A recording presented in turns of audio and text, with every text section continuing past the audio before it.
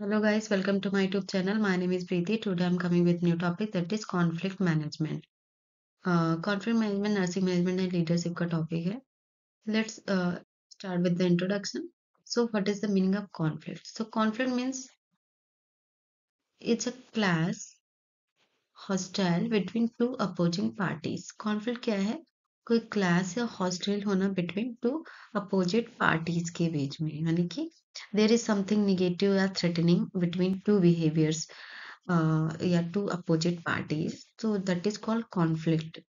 So conflict में भी इसलिए भी हो जाता है क्योंकि द दोनों पार्टीज की जो भी दोनों अपोजिट पार्टी हैं उनको इंटरेस्ट हो गया, नीड्स हो गई, उनके वैल्यू एंड एक्शन जो है वो डिफरेंट हो सकते हैं, जिस वजह से किसी भी ऑर्गेनाइजेशन में ये कॉन्फ्लिक्ट अराइज होते हैं. Conflict, next one is the conflict can be defined as expressed struggle between at least two interdependent parties. So conflict क्या है कि here express the struggle between two independent party, दो independent parties के बीच में होने वाला struggle, and who perceive that others are preventing them from achieving their goals. तो automatically जब किसी भी ऑर्गेनाइजेशन में कोई कॉन्फ्लिक्ट होता है या फिर डिसएग्रीमेंट होता है, तो जिसकी वजह से क्या होता है कि प्रॉपर जो भी गोल है वो अचीव नहीं हो पाते. तो यहाँ पे ये अंडरस्टैंड करना होता है कि डिफरेंट डिफरेंट पर्सपेक्टिव के अकॉर्डिंग कि कहाँ से कॉन्फ्लिक्ट राइज हुई and how we can achieve their goals. So that is called conflict. So management क्या definition of conflict management means?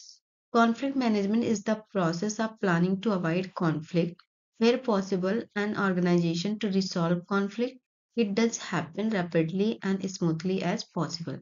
Conflict management क्या है कि एक ऐसा process है जिसमें plan करना होगा कि कैसे हम conflict को avoid करें. Avoid conflict where possible, जितना हो सके पॉसिबल हो सके हमें कॉन्फ्लिक्ट को अवॉइड करना है ऑर्गेनाइजेशन में, and to resolve the conflict, conflict को रिसॉल्व करना है कि इट डज हैपन कैसे हुआ उसको फाइंड आउट करके जितना हो सके उतनी rapidly and smoothly as soon as possible. That is called conflict management. Source of conflict किसी भी ऑर्गेनाइजेशन में क्या क्या सोर्स हैं जिसकी वजह से कॉन्फ्लिक्ट होते हैं. तो first one is the decrease knowledge and information leading to conflict. Sometimes क्या होता है कि एम्प्लॉयज को दैट मच नॉलेज, जो रिक्वायर्ड नॉलेज उतना नहीं होती है, इन्फॉर्मेशन प्रॉपर नहीं होती है किसी भी टॉपिक के बारे में या केयर के प्रोवाइड के बारे में. सो इसलिए sometimes increasing the conflict. Then second reason is the person have different image and same of the same stimuli, क्योंकि every persons are think different.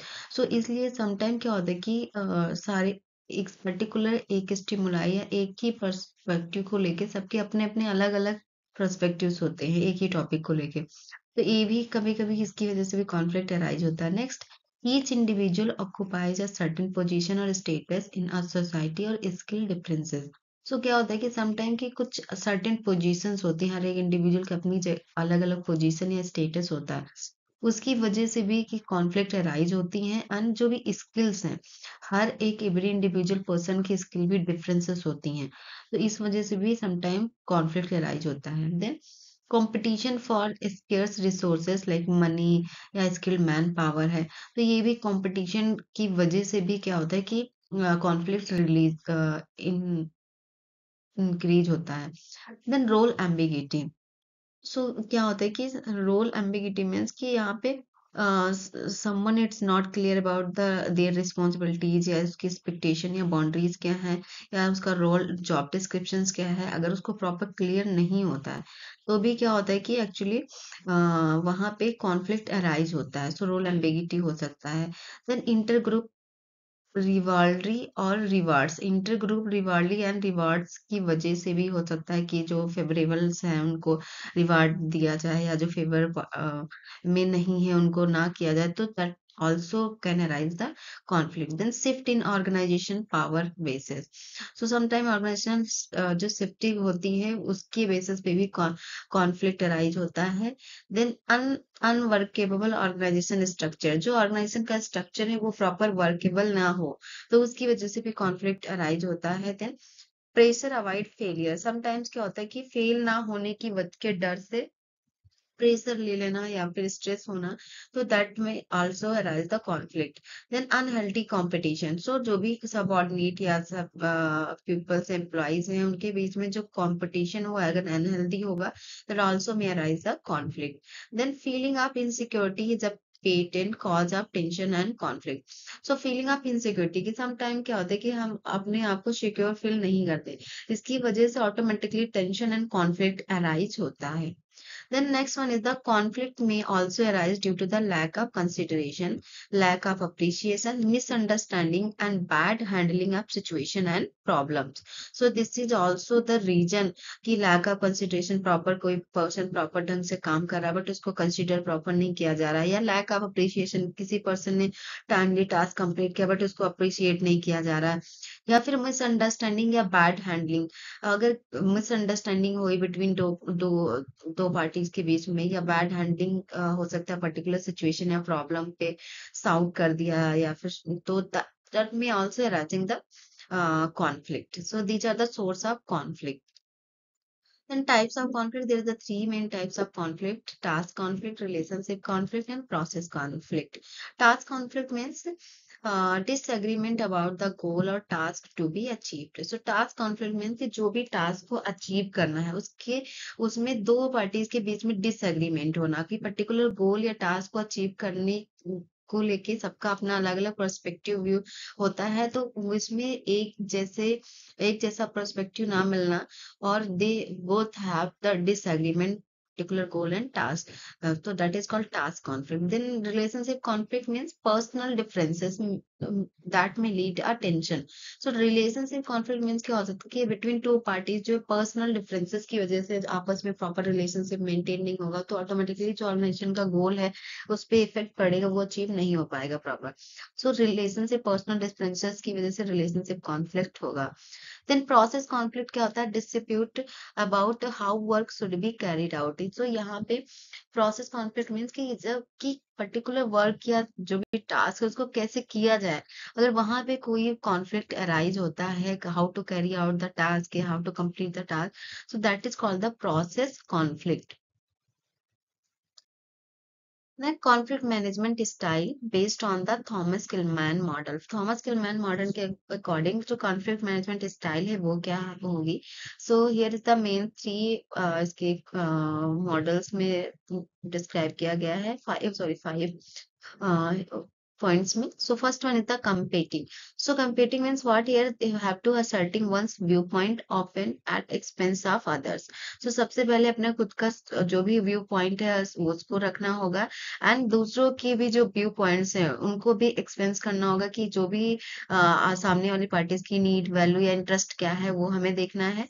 Then collaborating, next step क्या है? Collaborating. Collaborating means working together to find out win the solution.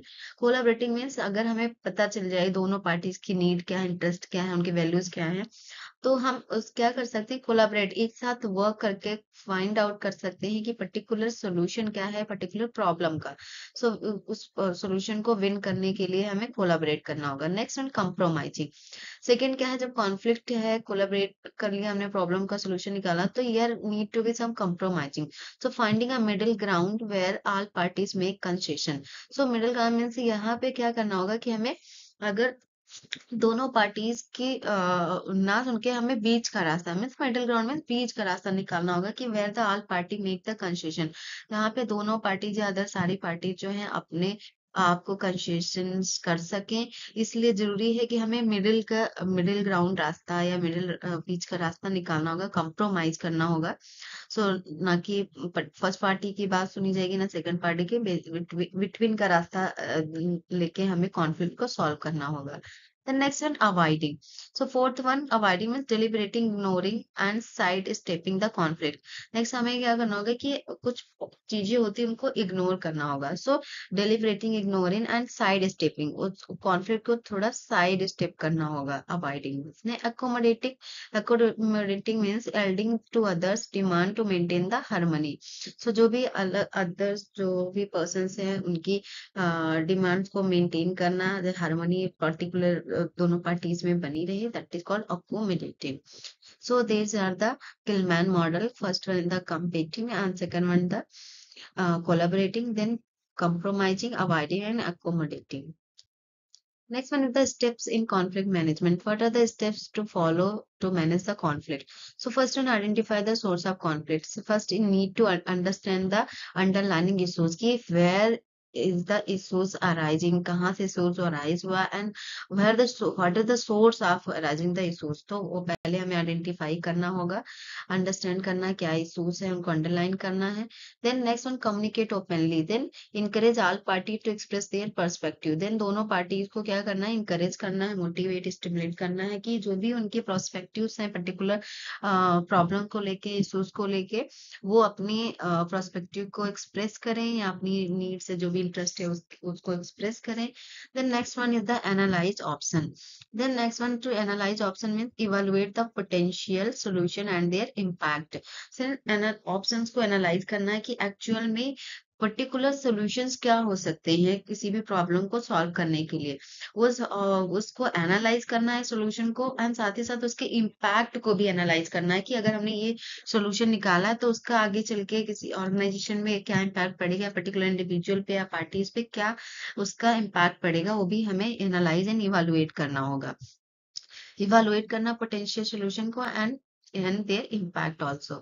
The next one, implement solution. So here we need to choose a resolution that align with the organizational goal. So हमें उस solution को analyze करने के बाद हमें उस solution को implement करना होगा कि जो actually organization goal के साथ align हो सके. So उस solution को हमें choose करना होगा, select करना है problem solving to solving problem को सॉल्व करने वाले टूल्स को, जिससे कि हमारा ऑर्गेनाइजेशन का जो गोल है उसके साथ अलाइन हो सके, ऐसा हमें सॉल्यूशन ढूंढना है, इम्प्लीमेंट करना है. Then monitor outcomes. नेक्स्ट क्या करना है, monitor outcome, ensure the resolution is effective and sustainable. Then हमने इम्प्लीमेंट कर दिया solution, after the need for the evaluation, regular monitoring the outcome की जो हमने रिसोल्यूशन या सॉल्यूशन जो हमने अप्लाई किया पर्टिकुलर प्रॉब्लम को सॉल्व करने के लिए वो इफेक्टिव है एंड सस्टेनेबल है कि नहीं है. तो इसलिए हमें क्या करना होगा, आउटकम को मॉनिटर करना होगा. These are the steps in conflict management. सबसे पहले सोर्स को आइडेंटिफाई करना है कॉन्फ्लिक्ट के, देन कम्युनिकेट करना openly between all the parties के जो they have to express their own perspectives. Then third one, analyze the options for potential solution को इवेलुएट करना है, उसके इम्पैक्ट को भी इवेलुएट करना है. Then fourth one, implement the solution को इम्प्लीमेंट करना है और ऐसा सोल्यूशन होना चाहिए जो कि ऑर्गेनाइजेशन के गोल के साथ अलाइन हो सके. Then last step is to monitor the outcome कि the solution is effective and sustainable. So this is all about the conflict management. I hope you all have understand the topic. मिलते हैं next video में. Thank you for watching my video.